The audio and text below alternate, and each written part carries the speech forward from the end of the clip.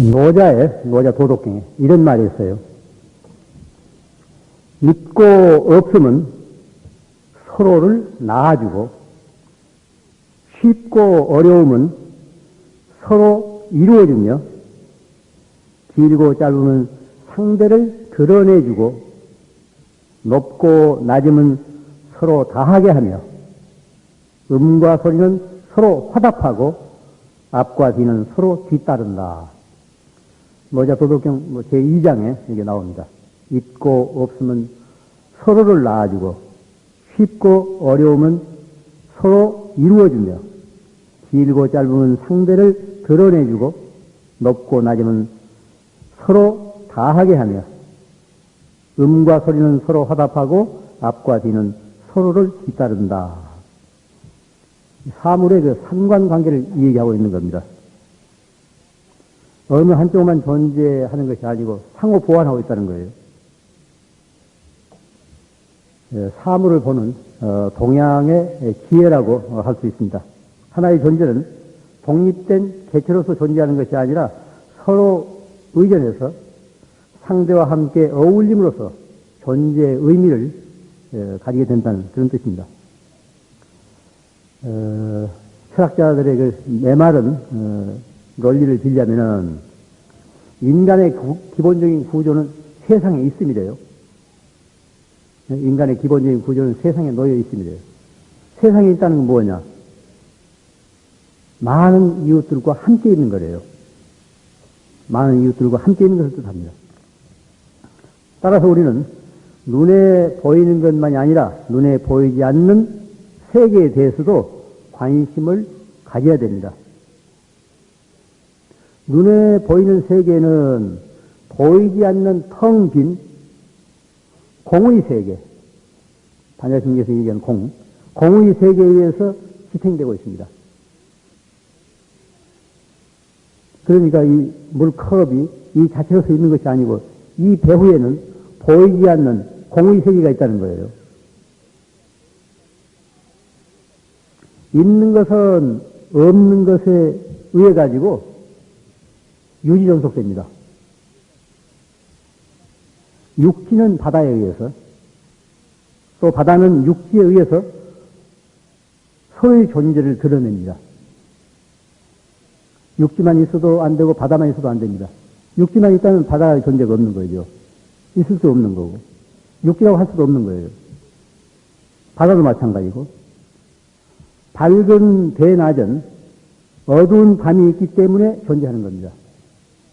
또한 어두운 밤은 밝은 대낮이 받쳐주기 때문에 그렇게 이제 밤이 되는 겁니다. 서로 받쳐주면서 이어갑니다. 개체와 전체의 상관관계도 마찬가지입니다. 개인은 홀로 떨어져 있는 섬 같은 그런 존재가 아닙니다.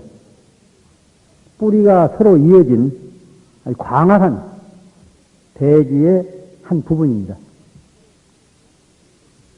개인의 가지는 서로 나뉘어 있을지라도 그 뿌리는 하나입니다.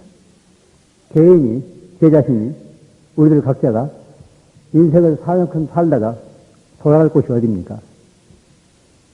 뿌리예요. 전체의 뿌리입니다. 다시 말하자면 생명의 뿌리로 돌아가는 거예요. 뭐 불생불멸, 죽는 것도 아니고 새로 태어난 것도 아니다. 생명의 바다에서 보면은 부증불감, 불생불멸, 불어난 것도 아니고 줄어든 것도 아니고 새삼스럽게 태어난 것도 아니고 죽는 것도 아니라는 거예요. 단지 모양만 바뀌어서 태어났다 죽었다 한다는 겁니다.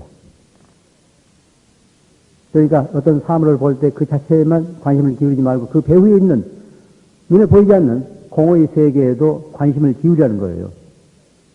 우리는 모두 연결된 전체의 한 부분입니다. 어제와 오늘과 내일이 따로따로 떨어져 있지 않고 서로 이어져 있듯이 우리들 한 사람 한 사람은 의식을 하건 의식을 안 하건 간에 근원적으로 인간이라는 밧줄에 서로 매겨져 있습니다. 그러면 우리가 해야 할 이웃의 도리는 따뜻한 마음을 나눔으로써 뿔뿔이 흩어진 개인을 하나로 이어주는 일입니다. 한 아이가 흐느끼면서 서럽게 울고 가는 모습을 제가 보았어요. 저는 바쁜 일도 지나가면서 그 아이의 울음을 달래주지 못하고 그대로 지나가요. 이렇게 되면은 그날 하루 종일 혹은 며칠을 두고 내 가슴 속에서 그 아이는 울음을 그치지 않고 계속 흐느끼는 거예요. 또 무슨 좋은 일이 있었든지 뭐 수능 시험을 잘 보았든지 한 소녀가 벙긋벙긋 꽃 같은 미소를 머금고 지나갑니다. 그 모습은 그날 하루 종일 혹은 며칠 동안 내 가슴 속에서 꽃의 모습으로서 내 가슴 속에서 순간순간 그렇게 향기로운 꽃을 피우면서 지나가는 그 소녀의 영상이 사라지지 않습니다. 왜냐하면 우리가 인간의 밧줄로 서로 이어져 있기 때문에 그렇습니다. 내 둘레에 어려운 이웃이 있다면 내 사안 자체가 그만큼 어렵게 위축된 것이나 다름이 없습니다. 왜냐하면 이웃은 무연한 인연이 없는 타인이 아니라 곧 내 분신이기 때문에 그렇습니다. 분신은 뭐겠습니까? 또 다른 내 자신입니다. 커다란 한 생명의 뿌리에서 나누어진 가지입니다. 이 세상에는 불행한 사람들이 해를 많습니다. 여기 오신 분들 스스로 물어보세요. 내 자신은 불행한가 불행하지 않는가? 내 자신이 불행한 존재냐 아니냐 스스로 물어보세요. 아이도 뭐라고 답을 하는데 알아들 수가 없네.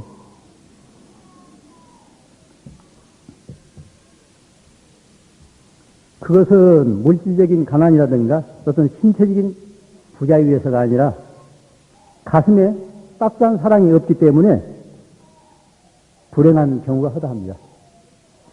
우리들 가슴에 따뜻한 사랑이 없기 때문에 우리가 불행해져요.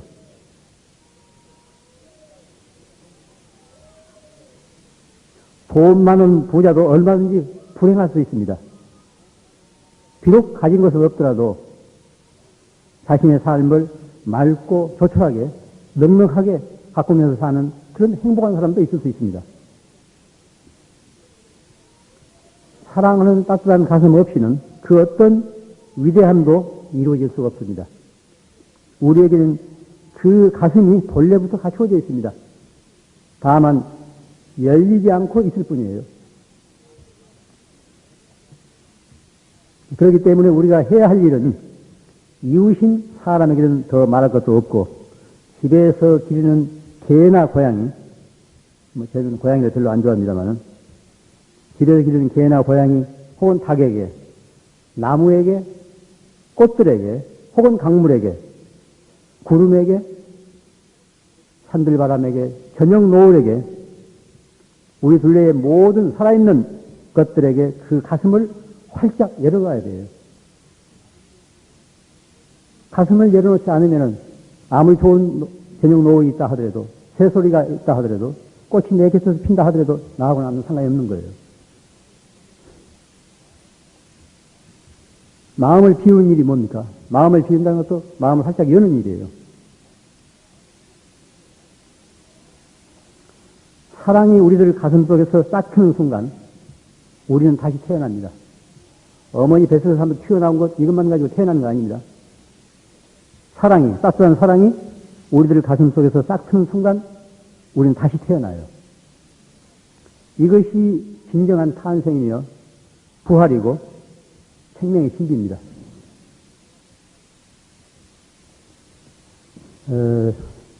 저는 어디 강연이라든가 뭐 법회 같은 거 가려면은 그런 그 부담으로부터 벗어나고 싶어서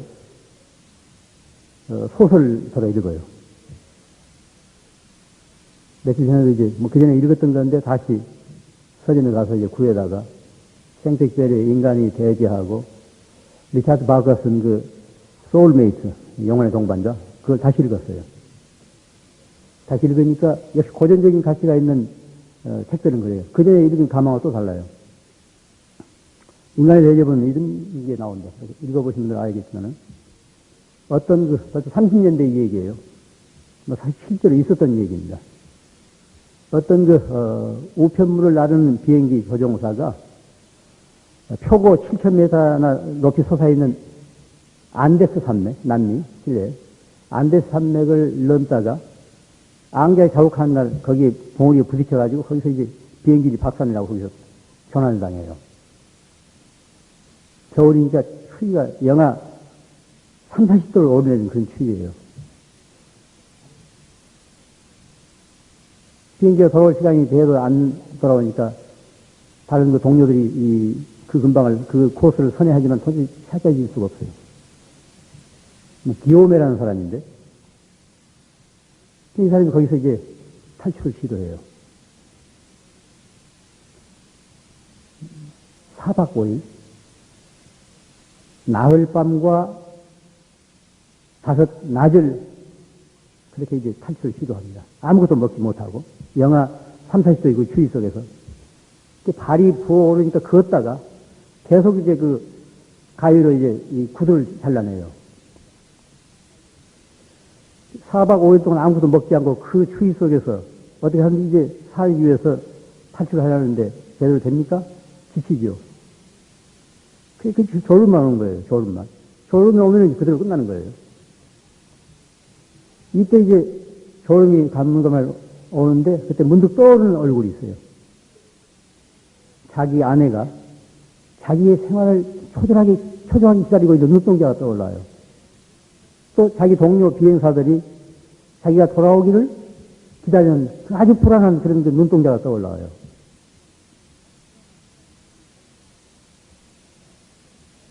이때 이 기요메는 생각을 달리합니다. 지금까지는 내 자신이 전환자예요. 내 자신이 전환자예요. 내 자신이 난파당한 존재였어요.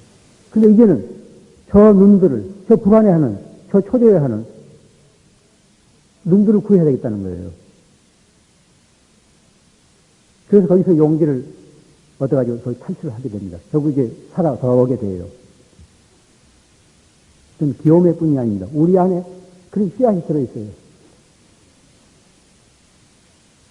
자식을 길러보는 엄마들한테는 좀 절절할 거예요. 자식을 위해서는 대신 죽을 수 있다고. 큰아는 자식 앞에서 눈을 감을 수 없는 거예요. 자식을 위해서. 모든 걸 희생할 수 있단 말이에요. 아까도 뭐 사석에서 그런 얘기가 나왔습니다만, 이 세상이 이렇게 이제 혼탁하고 살벌하고, 뭐 지존판이 무슨 그 적군판이 뭐 이렇게 설치고 하는, 뭡니까? 사랑이 없어서 그런 거예요. 그 텔레비 이 화면에서 보게 되는 그 지존파 그 얼굴들이 하나씩 모두 이울어졌다고. 정상적인 사람의 얼굴이 아니에요. 엄마의 사랑을 받지 못하고 그런 잘하는 사람들이에요. 누구한테 사랑을 받아보지 못했기 때문에 누구한테 사랑을 줄지도 모르는 거예요. 그러니까 끔찍한 그런 짓을 하는 거예요. 상상도 할 수 없는. 누구에게나 그런 가능성이 있는 겁니다. 누구에게나 그런 가능성이 있어요. 이 세상이 제대로 굴러가려면 엄마들부터 새로운 각성이 있어야 됩니다. 엄마들은 집안의 핵이 중심이에요. 아버지는 사갑하고 돈 벌느라고 바빠가지고 아이들 지는 것도 전혀 뭐 신경 쓸 여지가 없잖아요. 엄마들이 엄마다운 기능을 하게 되면 가정도 좋아지고 사회도 좋아집니다. 그런데 엄마들이 그냥 바겐세일이나 쫓아다니고 그냥 어디 놀러나 다니고 뭐 맛있는 음식점이나 몰려다닌다 하면은 그 가정은 될 권리 없는 거예요. 찬찬 의무만 남았지 사랑이 없는 그런 가옥이 되고 맙니다. 가정이 아니라 가옥이 되고 말아요. 지금 우리 사회가 이렇게 혼탁하고 다른 거 없습니다. 가정으로부터 다시 뭔가 시작이 돼야 돼요. 다시 말하자면은 엄마로는 엄마가 있어야 됩니다. 어머니는 뭡니까? 우리 영원한 고향이에요. 영원한 향수예요. 제가 오늘 비행기 안에 오다가, 책을 하나 읽었는데, 최근에 나온 책이에요. 정채봉 씨가 쓴 20살 어머니. 거기 보면은 자기 어머님이 20살 때 돌아갔대요. 어머니 나이 18살에 자기를 낳았어요. 2년 후에 돌아가신 거예요. 가끔 40이 된 자신이 20살 난 어머니 앞에서 마주해서 사진 앞에서 혹은 묘지에 가서 울 때도 있대요. 나도 그 글을 읽으면서 눈물 지었는데 어머니란 그런 거예요. 어머니는 그렇게 소중한 우리 생명의 뿌리예요. 그런 어머니입니다. 우리가 마지막 의지할 귀처예요. 부처이고 무슨 법이고 삼기고 무슨 한 소리고 우리가 의지하는 어머니예요. 대비인 어머니예요. 어머니가 어머니다워야 됩니다. 건강해야 돼요. 누구한테는 어머니가 있지 않습니까? 어머니 없이 우리가 어떻게 이 몸을 받습니까? 또 마지막 죽어가는 사람도 다 어머니를 불러요. 엄마를 불러요. 생명의 뿌리이기 때문에 그렇습니다. 그러니까 소설에 나온, 소설이 아니죠. 사실이 기록인데, 그 기욤에는 이제는 자기가 조난자가 아니라는 거예요. 어떻게든 저 눈동자를 구해야 되겠다는 거예요. 또 자기 동료는 내가 살아있는 한 자기는 늘 걸을 거래요. 늘 걷고 있을 거래요. 그런 기대를 저버리지 않기 위해서 거기서 이제 새로운 의지를 가지고 살아나요. 4박을 동안 아무것도 먹지도 자지도 못하고 그저 걸어가지고 영하 30, 40도의 그 추위 속에서 우리에게는 그런 의지가 누구에게나 갖추어져 있습니다. 다시 말하자면 마음에 어떤 문이 겹겹으로 닫혀 있기 때문에 그런 잠재력이 그런 가능성이 개발되지 않고 있지 누구에게나 그런 그 요소가 사랑의 씨앗이 들어있는 겁니다. 종교란 뭡니까? 더 말할 것도 없이 선량한 감정입니다. 종교학자들은, 신학자들은 뭐라고 어려운 소리를 하는데 선량한 감정이 종교예요. 강물처럼 살아서 끝없이 흐르는 자비심입니다. 그 자비심을 하루하루 실천하는 일이 신앙을 가진 사람들이 수행해야 할 과제요, 화두이고 정진이에요. 이목고만이 화두가 아닙니다. 그건 공한 화두예요. 사랑에 실천하는 일. 생명의 뿌리인 그 자비심을 이웃의 마음껏 나누는 일. 이게 바로 화두가 되어야 됩니다. 우리는 이 세상에 태어나면서부터 그리고 세상을 살아가면서 많은 은혜를 잊게 됩니다. 부모, 형제, 스승과 친구들은 말할 것 없고 남편 혹은 아내의 은혜 뿐만 아니라 공기와 물과 흙과 햇볕과 바람 등 자연으로부터 많은 은혜를 잊고 삽니다. 한순간도 없어서는 우리가 살아갈 수 없는 그런 귀한 존재들이에요. 그걸 아무 값도 치르지 않고 무상으로 거저 받아 쓰고 있습니다. 어쩌다 요즘 식수는 이제 사먹고 있지만은 무상으로 거저 지금 받아 쓰고 있어요. 우리는 무엇을 기중한 그 은혜에 보답해야 됩니까? 보답을 요구하기 위해서 그러한 존재가 있는 것은 결코 아닙니다. 그 은혜를 감사한 마음으로 받았으면서 더럽히지 않으면 돼요. 자연의 경우는 더럽히지 않으면 되고 부모 형제라든가 남편이 아내 혹은 스승과 친구는 배반하지 않으면 돼요. 어떤 개인이 홀로 형성되는 건 아닙니다. 홀로 인간이 형성되는 거 아닙니다. 많은 은혜 속에서 그 형성이 되는 겁니다. 그리고 그들로부터 배운 교훈으로 그 은혜를 이웃에게 되돌릴 수 있어야 됩니다. 그걸 불교적인 용어로 회향이라고 하지 않습니까? 내가 지은 공덕을 이웃에게 돌리는 일을 회향이라고 그래요. 그래서 기도 끝난 날이 회향이 아니고, 기도 끝난 날을 회향날이라고 하는 것은 내가 그동안에 열심히 기도했던 그 간절한 마음을 이웃에게 돌리겠다는 그런 다짐이에요.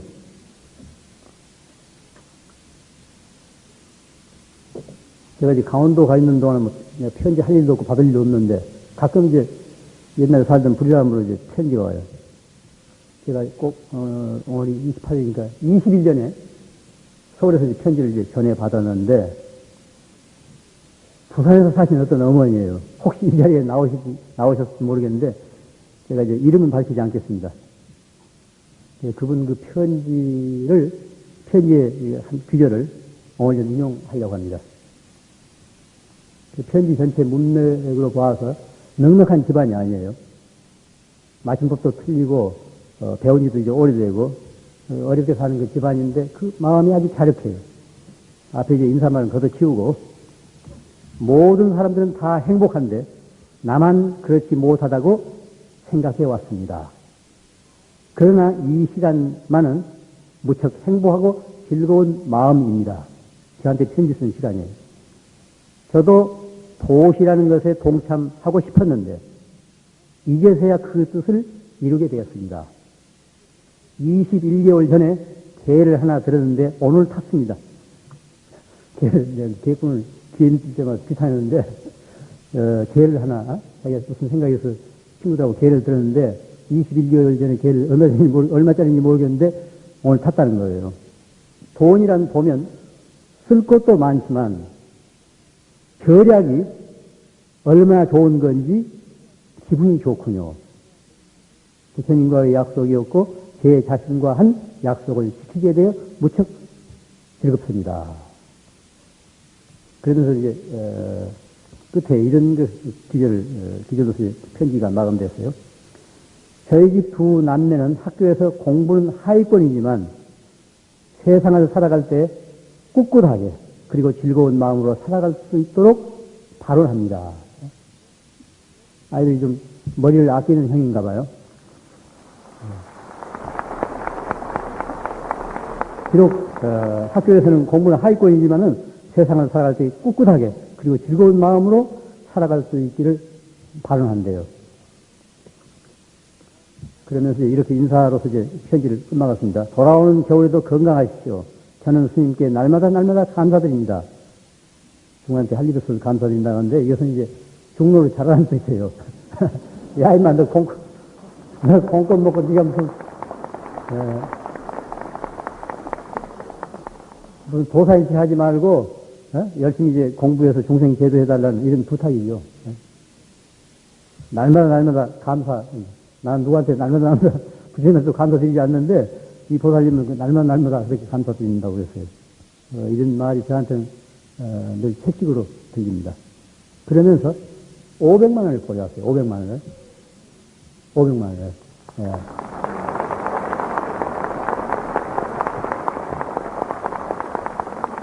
어려운 살림에 쓸 때도 많을 텐데, 뭐 처음 개똥을 타가지고, 전혀 모르는 분이에요. 뭐 제 책이나 몇 권 읽었겠죠. 전혀 모르는 분인데 저한테 이제 저를 믿고 보내왔단 말이에요.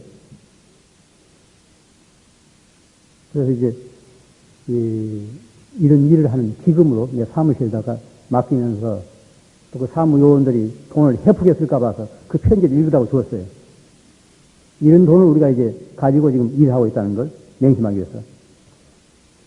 평화는 한 사람 한 사람이 내부에서 싹 틉니다. 평화는 무슨 국제사회에서 어떤 권력자가 주는 거 아닙니다. 한 사람 한 사람이 내부에서 마음속에 싹 튼 거예요. 다른 사람에 대해서 애정이나 따뜻한 마음을 지니고 있다면 그들을 행복하게 할 뿐 아니라 내 자신의 내적인 평화도 함께 가져옵니다. 내가 누군가를 위해서 헌신적인 일을 하고 있다면은 그 일 자체가 거룩한 거예요. 또 그 메아리가 상대방에게 전달이 됩니다. 마음은 하나이기 때문에. 불교에서는 그 생사윤회의 근본 요인을 탐욕이라고 하지 않습니까? 뭐 탐진치, 삼독신이라고 하는데 탐욕이에요. 탐욕은 분수밖에 없고. 그러니까 요즘 뭐 부산에도 이제 여행 나이겠지만 뭐 인천 북부청이라든가 또 이제 뭐 최근 부천시 또 이제 여기서 또 세금 다 빼먹는 뭐 분당이 어디가 이제 뒤집어보면 많을 거예요. 이제 뭐 시세에서 그렇지. 이분들이 진짜 아이들 기르는데 무슨 학비가 모자라서 입원비가 모자라서 날이 추우는데 무슨 연탕이 없어서 오히려 늘 기름이 없어서 가로챘다는 어떤 동정의 여지가 있는 거예요. 그럼 벌써 몇십억씩, 몇억씩 할 때는 이건 탐욕이에요. 그런 일을 잘 맡아서 해달라고 국민의 세금 월급을 다 주어서 받지 않습니까? 봉급자들이라고. 그런데 그 몇 곱을, 몇천 곱을 가로채지 않아요? 이건 탐욕이에요. 사람한테 누구나 그런 그 약점이 있습니다. 그런 상황에 도달해보면은, 당해보면은 누구든지 그런 유혹을 받아요. 납세자들은 대수에서는 생무 공무원 삶아가지고 적게 내려 하고, 또 이제 생무 공무원들은 그런 기회가 있어, 나쁜 사람들은 그런 기회가 있으면 이 기회에 뭐 쥐꼬리만 월급까지 안 되니까 지금 마누라가 자꾸 뭘 사달라고 하고 버텨대고 뭐 밍크 사달라 뭐 하려고 하니까 이제 돈 가지고 안 되니까, 그러다도 해서 이제 사줘야 되잖아요. 입을 막아야 되니까. 그렇지 않으면 누집 아빠는 뭐 무엇이 유능하고 어쩌고 하는데 이게 당신은 뭐냐고 자꾸 이제 바가지로 줘야 되니까. 그럴 수 있는 거죠. 우리 같은 사람은 이제 그런 자신이 없으니까 이제 이렇게 산에서 홀로 살잖아요. 뭐 하나 거리려면 자꾸 바가지 긁어놓으면 또 그 흐름에 같이 편승해야 되니까. 자기 분수를 알아서 이제 털털 털고 나온 거예요. 탐욕에서 벗어나려면은 먼저 나누어 가질 줄 알아야 돼요. 이 세상에 원천적으로 자기 것이 어디 있습니까? 자기가 맡아가지고 있는 거예요. 자기가 관리하고 있는 거예요.